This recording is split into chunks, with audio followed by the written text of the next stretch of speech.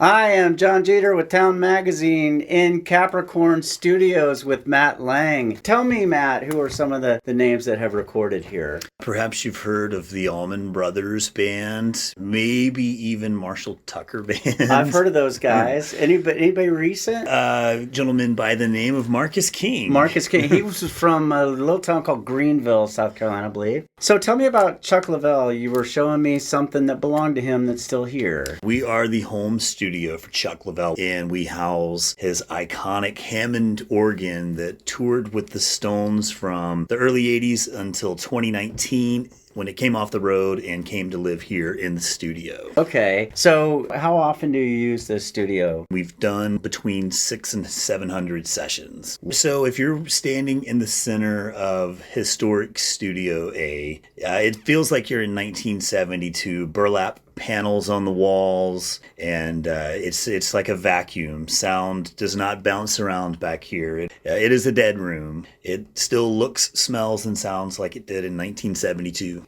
So what's it feel like to be in here? Electric. Everyone that walks through the door does a double take, whether they're musicians coming to record or people that are in for our weekly tours. Everyone just feels a rush when they open the door, and most of the time mouths drop open.